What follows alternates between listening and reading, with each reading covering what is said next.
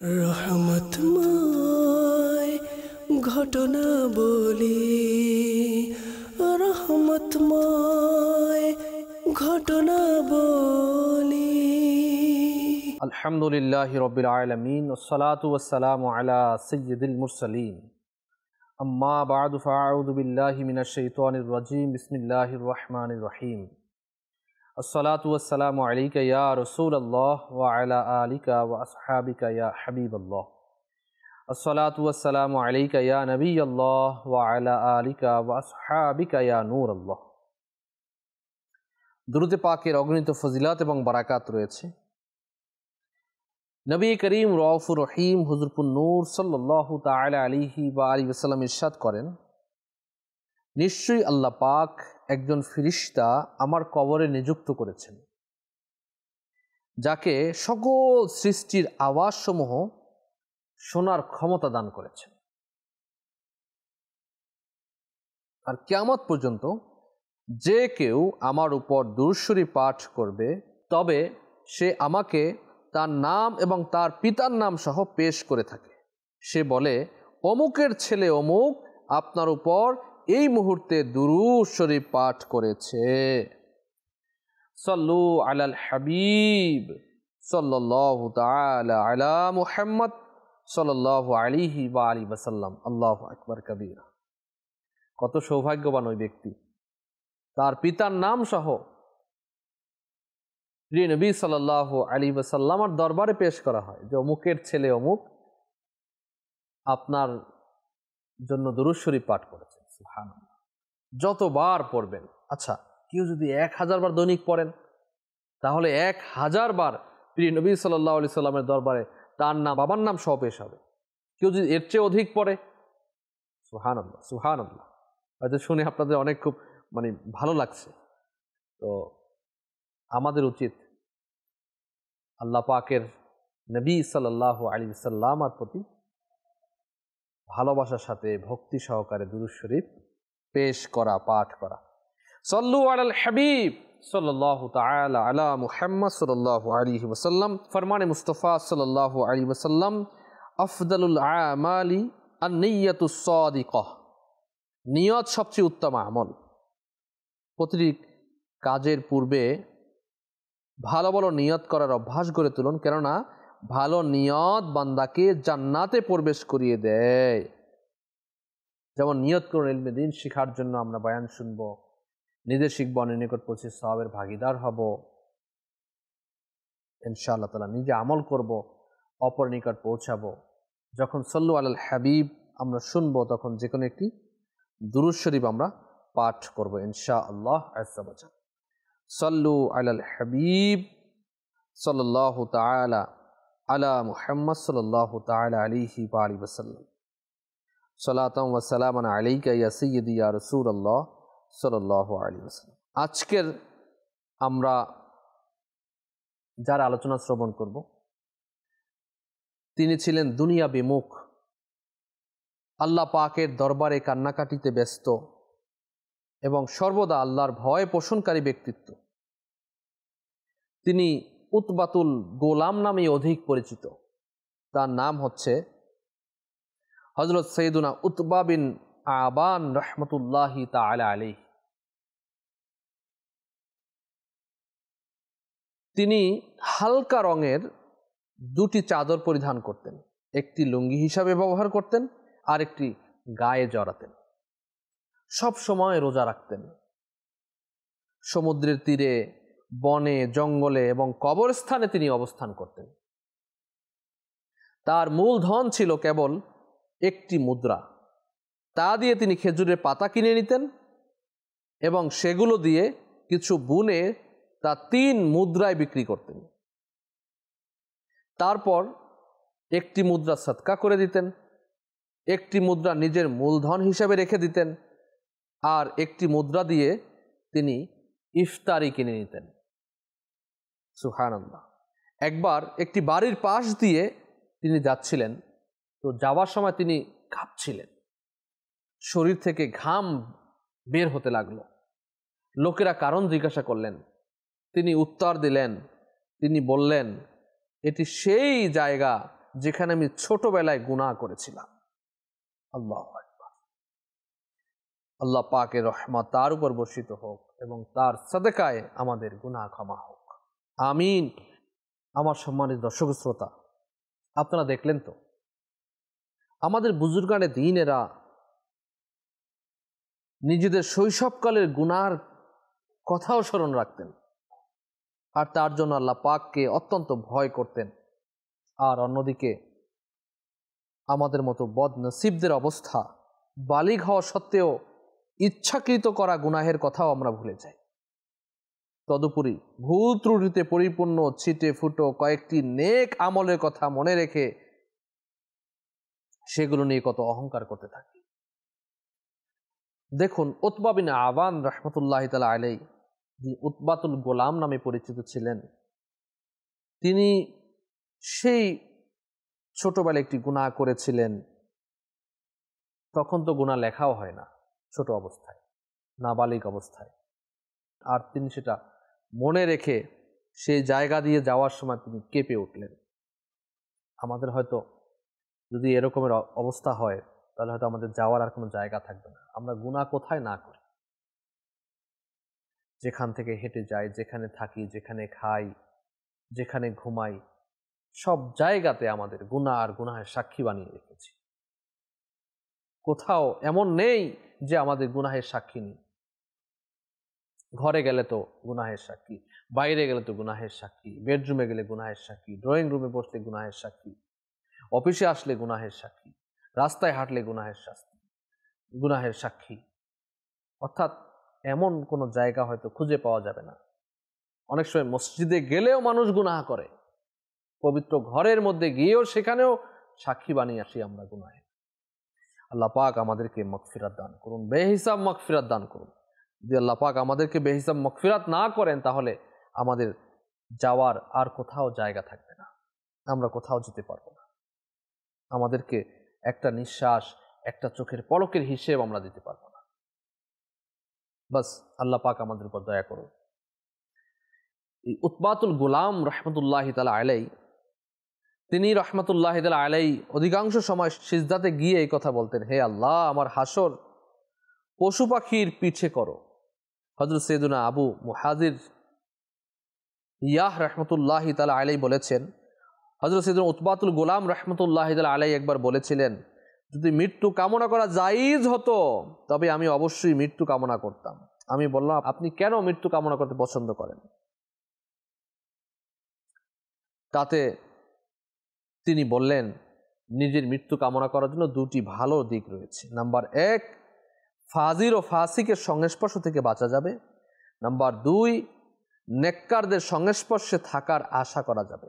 আবু মুহাজির বললেন, এই বলে তিনি কান্না করতে লাগলেন আর বলতে লাগলেন, আমি আল্লাহ পাকের কাছে ক্ষমা প্রার্থনা করছি, আর আমি এই বিষয়টি থেকে নির্ভয় নই যে আমাকে আর শয়তানকে লোহার এক শিকলে একসাথে বেঁধে জাহান্নামে নিক্ষেপ করা হবে। তারপর তিনি বেহুশ হয়ে পড়েছেন।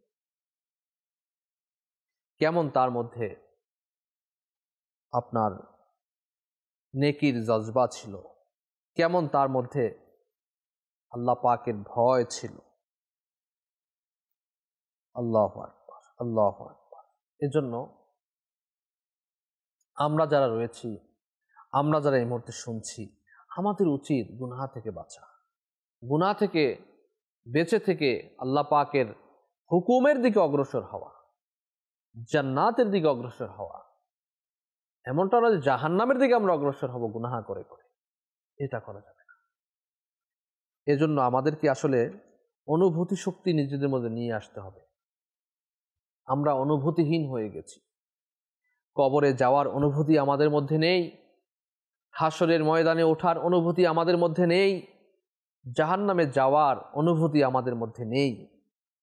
রদগাতুল খাবাল জাহান্নামের একটি স্থান, যেখানে জাহান্নামীদের রক্ত এবং পুজ এসে জড়ো হবে। কিছু জাহান্নামীকে সেখানে প্রবেশ করানো হবে, সেখানের অনুভূতি আমাদের মধ্যে নেই। জাহান্নামের মধ্যে জাক্কুম ফল ভক্ষণ করতে দেয়া হবে, যা মুখে নেয়ার সাথে সাথে বাস গলায় আটকে যাবে। যখন পানি পান করতে চাইবে তখন তাকে এমন গরম পানি দেয়া হবে যা মুখের সামনে আনার সাথে সাথে তার মুখমণ্ডল গলে পানিতে পড়ে যাবে এবং পান করার সাথে সাথে তার পেটের মধ্যে যা থাকবে তা গলে পিছন দিয়ে বের হয়ে যাবে। আল্লাহ, আমাদের সেই অনুভূতি শক্তি নেই, কবরের আযাবের অনুভূতি শক্তি আমাদের নেই। চিন্তা তো করে দেখুন, ঘরের মধ্যে অন্ধকার হয়ে গেলে, কারেন্ট চলে গেলে আমাদের ভয় লাগে, অস্থির লাগে। অন্ধকার কবর যখন হবে, যখন মাটি চাপা দিয়ে দেওয়া হবে, তখন আমাদের অবস্থা কি হবে? নামাজ কাজা করার কারণে যদি আল্লাহ পাক আমাদের উপর নারাজ হয়ে যান, দাড়ি মুন্ডন করার কারণে যদি আল্লাহ পাক আমাদের উপর নারাজ হয়ে যান, মিথ্যা কথা বলার কারণে যদি আল্লাহ পাক আমাদের উপর নারাজ হয়ে যান, মানুষকে গালিগালাজ করার জন্য, মানুষের অন্তরে কষ্ট দেওয়ার জন্য যদি আল্লাহ পাক আমাদের উপর নারাজ হয়ে যান, আমাদের যাওয়ার রাস্তা কোথায়? আর এজন্য যদি কবরের মধ্যে জাহান্নামের আযাব মুসাল্লাত করে দেয়া হয়, সাপ বিচ্ছু যদি চলে আসে, তখন আমরা যাব কোথায়, পালাবো কোথায়? যাওয়ার তো জায়গা নেই। দুনিয়াতে তো আপনি যদি কোনো শাস্তি ছিল, টাকা পয়সা ইত্যাদি দিয়ে, বড় ভাই অমুক ভাই তমুক ভাই দিয়ে আপনি মাফ পেয়ে গেছেন, কিন্তু কবরের মধ্যে তো এগুলো চলবে না। কবরের মধ্যে তো এগুলো চলবে না, কবর হাসরে তো এগুলো চলবে না। না ঘুষ চলবে, না এখানে আপনার অন্য কিছু চলবে। সেখানে তো বাস যেটা আপনার হকে রয়েছে, যতটুকু আপনি করেছেন ততটুকুই পাবেন। যে আমল করেছেন সেই আমল কাজে আসবে। আল্লাহ পাক আমাদেরকে তৌফিক, আল্লাহ পাক আমাদেরকে আসানি দান করুন, আল্লাহ পাক আমাদেরকে কবরে আযাব থেকে বাঁচাক, আল্লাহ পাক আমাদেরকে তার সন্তুষ্টিমূলক কাজ করার মতো তৌফিক নসিব করুন। সেই দোয়া আল্লাহ পাকের দরবারে। উতবাতুল গোলাম তিনি সর্বদা কান্নাকাটিতে ব্যস্ত থাকতেন, আর আজকের আমরা সর্ব অবস্থায় নিজেকে হাসি মজাকের মধ্যে লিপ্ত করে রেখেছি। সর্ব অবস্থায় আমরা নিজেকে উৎফুল্ল রাখি। উৎফুল্ল রাখা ভালো, কিন্তু আল্লাহ পাকের ভয়ে তো অন্তরে থাকতে হবে। হাসি মজাকের মধ্যে নিজেকে যাওয়া যাবে না। তিনি সর্বদা আল্লাহকে ভয় করতেন। আজকের আমরা বেপরোয়া হয়ে গেছি, আল্লাহ পাককে ভয় করি না। আমাদের যে একদিন চলে যেতে হবে দুনিয়া ছেড়ে, যে কোনো মুহূর্তে আজরাইল আমাদের কাছে আসবে, ছো মেরে আমাদের প্রাণবায়ু বের করে নিয়ে যাবে, এরপরও আমরা করি না। শয়তান আমাদের থেকে ভুলিয়ে নিয়ে গেছে। কেউ যদি মৃত্যুর কথা চিন্তা করে সে তো গুনাহ করতে পারে না। কেউ যদি মৃত্যুর কথা চিন্তা করে সে নামাজ কাজা করতে পারে না, রোজা কাজা করতে পারে না, সে নাফরমানি আল্লাহ পাকের করতে পারে না। বাস আল্লাহ পাক আমাদের উপর দয়া করুন, আল্লাহ পাক আমাদেরকে কবুল ও মঞ্জুর করুন। প্রিয় ইসলামী ভাইয়েরা এবং মাদানী দর্শক শ্রোতা, আসুন সাইয়েদুনা উতবাতুল গোলাম রহমতুল্লাহি তাআলা আলাইহি এর রহমতের ঘটনা আমরা শ্রবণ করি। হযরত সাইয়েদুনা আবু বকর আব্দুল্লাহ বিন মুহাম্মদ বিন উবাইদ আল মারুফ ইমাম ইবনে আবিদ দুনিয়া রহমতুল্লাহি তাআলা আলাইহি, তিনি বর্ণনা করেছেন তার কিতাবের মধ্যে, মাউসুআতুল ইমাম ইবনে আবিদ দুনিয়া কিতাবুল মানামাতের মধ্যে ৩য় খণ্ড ৮৬ নম্বর পৃষ্ঠার মধ্যে উল্লেখ করেছেন যে হযরত সাইয়েদুনা উতবাতুল গোলাম রহমতুল্লাহি তাআলা আলাইহি এর এক শিষ্য হযরত সাইয়েদুনা কুদামা বিন আইয়ুব আতাকি রহমতুল্লাহি তাআলা আলাইহি বর্ণনা করেন যে আমি হযরত সাইয়েদুনা উতবাতুল গোলাম রহমতুল্লাহি তাআলা আলাইহিকে স্বপ্নে দেখে জিজ্ঞাসা করলাম, হে আবু আব্দুল্লাহ, মা সনা আল্লাহু বিকা, আল্লাহ পাক আপনার সাথে কিরূপ আচরণ করেছেন? উত্তর দিলেন, হে কুদামা, আমি ওই দোয়ার বারাকাতে জান্নাতে প্রবেশ করেছি যা তোমার ঘরে ডান পাশে লেখা আছে। যখন সকালে আমি ঘরে এলাম, আমাদের ঘরের দেওয়ালে হযরত সাইয়েদুনা উতবাতুল গোলাম রহমতুল্লাহি তাআলা আলাইহি এর হাতের লেখা দোয়াটি দেখতে পেলাম। ইয়া হাদিয়াল মুদিল্লিন, ইয়া রাহিমাল মুযনিবিন, ইয়া মুকিলা আসারাতিল আছিলিন ইয়া মুকিলা আসারাতিল আছিলিন ইরহাম আবদাকা দাল খতারিল আযীম ওয়াল মুসলিমিনা কাল্লাহুম আজমাইন ওয়াজআলনা মাআল আহইয়াইল মারযুকিন আল্লাযীনা আন'আমতা আলাইহিম মিনান নাবিয়্যিনা ওয়াস-সিদ্দিকিনা ওয়া শুহাদাই ওয়াস-সালিহিন আমিন রাব্বাল আলামিন। অর্থাৎ হে গোমরাদের হেদায়েত দানকারী, হে গুনাহগারদের প্রতি অতিশয় দয়াবান, হে অপরাধীদের অপরাধ ক্ষমাকারী, তোমার এই বড় অপরাধী বান্দা সহ সকল মুসলমানের উপর দয়া করো। আমাকে তাদের মধ্যে অন্তর্ভুক্ত করো যারা জীবিত আছেন, আর যাদেরকে তুমি রিজিক দান করো, যাদের প্রতি তুমি নিয়ামত দান করেছো, অর্থাৎ আম্বিয়া আলাইহিমুস সালাম, সিদ্দিকিন, শুহাদা এবং সালেহীন রহিমাহুমুল্লাহুস সালাম। হে সমগ্র জগতের প্রতিপালক, আমার এই দোয়া কবুল করো। আল্লাহ পাকের রহমত তার উপর বর্ষিত হোক এবং তার সদকায়ে আমাদের ক্ষমা হোক। আমিন বিজাহিন নবিয়িল আমিন সাল্লাল্লাহু আলাইহি ওয়াসাল্লাম। আসলেই সম্মানিত দর্শক শ্রোতা, দোয়ার যে বারাকাত রয়েছে, দোয়া মুমিনের হাতিয়ার বলা হয়েছে।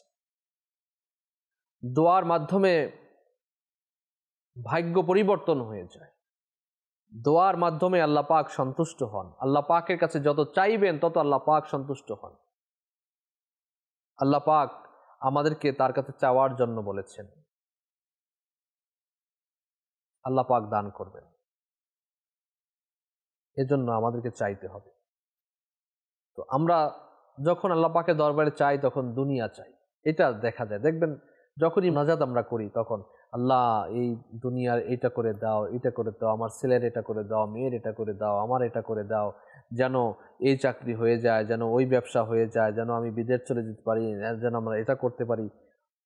দেখবেন কারো কাছে দোয়ার জন্য গেলেও তখন বলে, হুজুর দোয়া করেন যেন বিল্ডিংটা ঠিক মতো করতে পারে, হুজুর দোয়া করেন যেন এটা হয়ে যায়, হুজুর দোয়া করেন যেন আমার ছেলে পরীক্ষায় পাশ করে, ছেলে বিদেশ যেতে যেন হয়ে যায়, চাকরি যেন হয়ে যায়, এভাবে করে দোয়া করে। তো মনে রাখবেন, দোয়া তো করা যায়, সমস্যা নেই, কিন্তু কথা হচ্ছে যে আমরা যে দোয়া করব, দুনিয়াবি দোয়াও করা যায়, নিষেধ নেই। আপনি দোয়া করতে জায়েজ যত দোয়া রয়েছে দোয়া করতে পারবেন। কিন্তু দেখুন না, উতবাতুল গোলাম রহমতুল্লাহি তাআলা আলাইহি তিনি যে দোয়া করেছেন, ইয়া হাদিয়াল মুদিল্লিন ইয়া রাহিমাল মুজনিমিন ওয়া মুকিলা আসারাতিল আসিরিন ইরহাম আবদাকা দাল খতারিল আযীম ওয়াল মুসলিমিনা কাল্লাহুম আজমাইন ওয়াজআলনা মাআল আহইয়াইল মারযুকিন আল্লাযীনা আন'আমতা আলাইহিম মিনান নাবিয়্যিনা ওয়াস-সিদ্দিকিনা ওয়া শুহাদাই ওয়াস-সালিহিন। দোয়া দেখুন, আল্লাহ এখানে দুনিয়ার কোনো আলোচনাই নেই, সবকিছু আখিরাতের আলোচনা। হ্যাঁ, আল্লাহু আকবার, আল্লাহু আকবার। প্রথমে কত বিনয়ীভাবে দোয়া করছে, আল্লাহ আমি গুনাহগার, বদকার, বড় অপরাধী। বলছে তোমার এই বড় অপরাধী সহ সকল মুসলমানের উপর দয়া করো। বড় অপরাধী নিজেকে বলতেছেন, অথচ তার নাম, তার আমরা জিকির করছি। তিনি কত বড় আল্লাহর ওলি ছিলেন, উতবাতুল গোলাম রাহমাতুল্লাহি তাআলা আলাইহি। ইতিহাস সাক্ষ্য দেয়। আর তিনি নিজেকে বড় অপরাধী বলছেন। আর আমরা আজকের অহরহর গুনাহ করেও নিজেকে অপরাধী মনে করছি না। আমরা বলি আমি কি কোনো করছি নাকি, আমার উপর এমন আযাব কেন আসছে? ফজরের নামাজ কাজা হয়ে যায়, এটা কোনো অপরাধ নয়। মিথ্যা কথা বলি, এটা কোনো অপরাধ নয়। মানুষকে কষ্ট দেয়, এটা কোনো অপরাধ নয়। মানুষের জমিন নিয়ে নেই, এটা কোনো অপরাধ নয়। মাল সম্পদ নিয়ে নিচ্ছে, এটা কোনো অপরাধ আমরা মনে করি না। মানুষের হক নষ্ট করছি, ইয়াতীমের হক নষ্ট করছি, এগুলো কোনো অপরাধ আমরা মনে করছি না। কোনো বিপদ আসলে এত বড় বিপদ কেন আসলো বুঝি না, আমার থেকে তো কি অন্যায় হয়ে গেছে, কি অন্যায় হয়, এগুলো অন্যায় মনে হচ্ছে না আপনার? দাড়ি কেটে কেটে নালায় ভাসিয়ে দিচ্ছেন, অন্যায় মনে হচ্ছে না আপনার? নামাজ পড়ছেন না, অন্যায় মনে হচ্ছে না আপনার? রোজা রাখছেন না, এটা অন্যায় মনে হচ্ছে না আপনার? আপনি স্বামীর অবাধ্য, আপনার কাছে অন্যায় মনে হচ্ছে না? আপনি মা বাবার অবাধ্য, আপনার কাছে অন্যায় মনে হচ্ছে না? বাস আল্লাহ পাক আমাদের উপর দয়া করুন, বেহিসাব মাগফিরাত দান করুন। আল্লাহ পাক যদি মাগফিরাত না করেন তাহলে আমাদের কোথাও যাওয়ার রাস্তা নেই। বাস প্রিয় নবী সাল্লাল্লাহু আলাইহি সাল্লামের চোখ মোবারক দিয়ে যে পানি মোবারক ঝরেছে, সেই পানি মোবারকের সাদেকা আল্লাহ পাক আমাদের উপর দয়া করুন, আমাদের গুনাহের রোগ থেকে শিফা দিয়ে দিন, বাস আমাদেরকে মাগফিরাত দান করে দিন, বেহিসাব মাগফিরাত। যেন হিসাব নিলে তো আমরা, হিসাব নিলে আমরা পাশ করতে পারবো না, পরীক্ষা নিলে আমরা পাশ করতে পারবো না, পরীক্ষা ছাড়া পাশ করে যেন বলে দেয় যা তোকে ক্ষমা করে দিলাম, জান্নাতে চলে যা। জাহান্নামের আযাব তো আমরা সহ্য করতে পারবো না। আল্লাহ পাকের দয়া আমরা চাই, আল্লাহ পাক আমাদের উপর দয়া করুন, বাস দয়া দয়া দয়া দয়া আর দয়া করুন, আমিন। বিজাহিন নবীর আমিন সাল্লাল্লাহু তাআলা আলাইহি ওয়া আলিহি ওয়াসাল্লাম। আল্লাহ পাক উতবাতুল গোলাম রহমতুল্লাহ আলাইহি এর সাদাকায় আমাদের উপর দয়া করুন, আমাদের গুনাহগুলো ক্ষমা করে দিন, আমাদের পিতামাতার গুনাহগুলো ক্ষমা করে দিন, মুসলিম উম্মার উপর দয়া বর্ষণ করুন, রহমতের নজর দান করুন, আমিন। আজ এ পর্যন্তই। আগামী পর্বে ইনশাআল্লাহ তাআলা আমরা অন্য কোন আল্লাহর ওলি সম্পর্কে আমরা শুনবো। ততক্ষণ সাথেই থাকুন আর দেখতে থাকুন মাদানী চ্যানেল বাংলা। সাল্লু আলাল হাবিব সাল্লাল্লাহু তাআলা আলা মুহাম্মদ সাল্লাল্লাহু তাআলা আলাইহি ওয়া সাল্লাম। রহমতময় ঘটনা বলি, রহমতময় ঘটনা বলি।